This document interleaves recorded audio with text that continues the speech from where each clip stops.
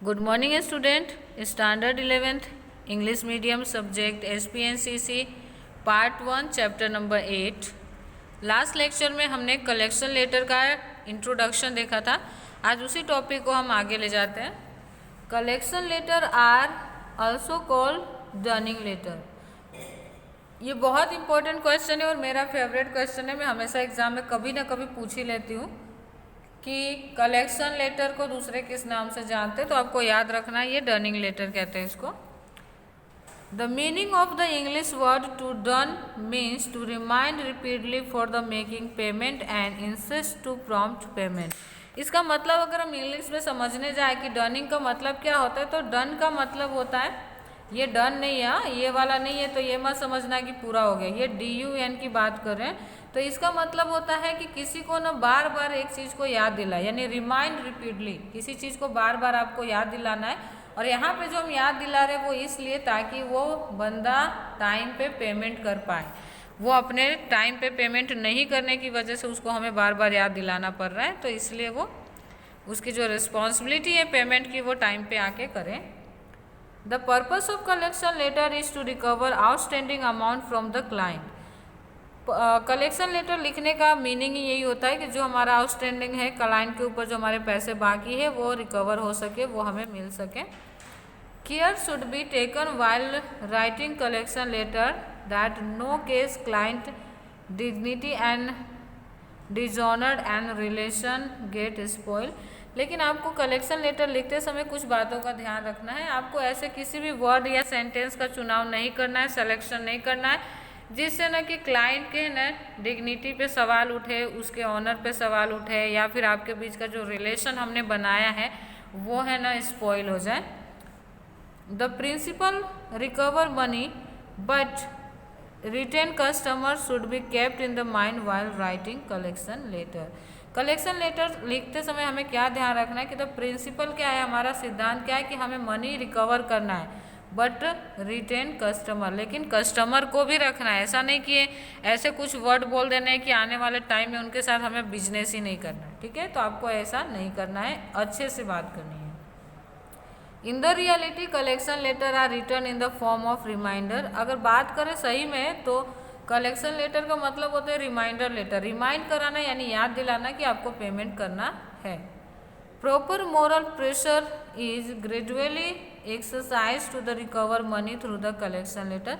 एक तरह का प्रेशर क्रिएट करते हैं, लेकिन नॉर्मली कि आप आके पेमेंट करें, टाइम पे पेमेंट करें, क्योंकि आपका टाइम ऑलरेडी जा चुका है जो हमने आपको प्रोवाइड करी हुई थी।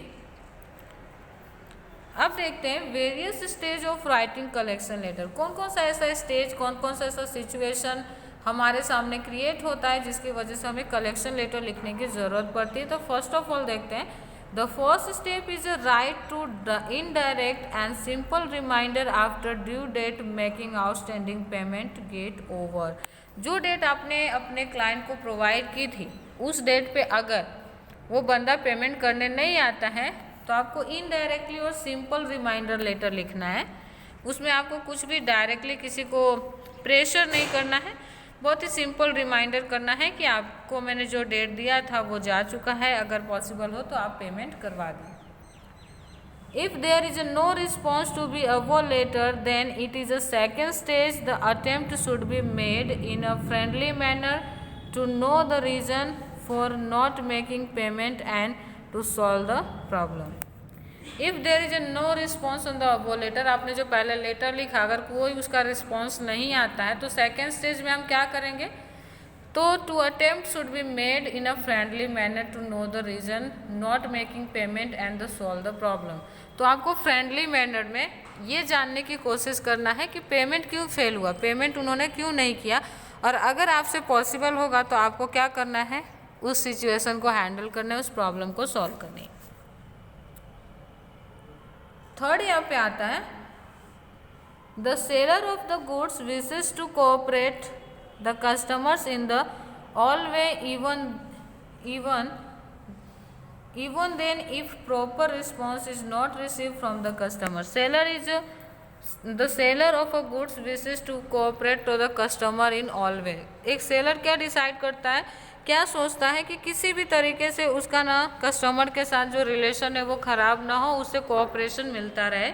Even then if proper response is not from the customer, यहाँ तक कि फिर भी वो ऐसी कोशिश करता है जब कस्टमर के पास से हमें अच्छे रिस्पॉन्स नहीं मिलते। यानी हर कंडीशन में हम यही सोचते हैं कि हमारा रिलेशन ख़राब ना हो। It is to be communicate that the seller will be compelled to go for the litigation and that will harm the reputation of customer.